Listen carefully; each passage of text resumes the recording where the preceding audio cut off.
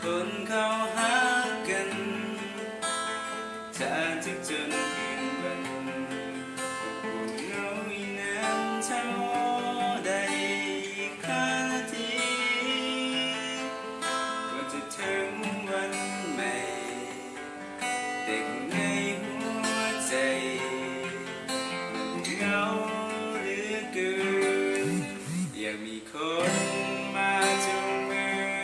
อยากมีคนยืนเคียงข้างกายโบกหักเบาๆบ่ทำให้ใจได้ลืมความเหงาไปก็อยากจะทนเหงาใจเจ็บปวดกับความเหงาอีกนานที่ได้จากกันเท่าใดที่คนลงมือลบความเหงาไป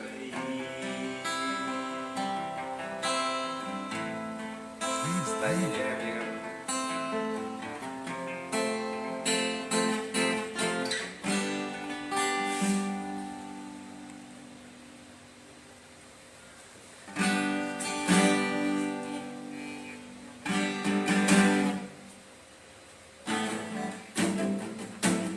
จะจนทนอยู่แบบนี้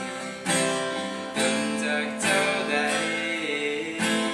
คนที่อยู่เคียงข้างกายก็มีแต่เงาตัวเองเสมอทุกค่ำคืนที่มืดได้นอนฝันละเมอว่ามื้อใดจะพบเจอคนที่รักและห่วงใจอีกนาทีก็จะถึงวันใหม่แต่ข้างในหัวใจมันเหงาอยากมีคนมาจูงมือ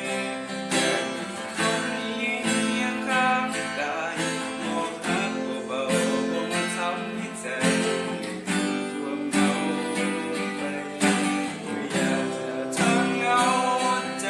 เจ็บปวดกับความเหงาอีกนานเท่าใดจะทนเท่าใดจะมีคนเข้ามาลบความเหงาไปอีกนานเท่าใดจะได้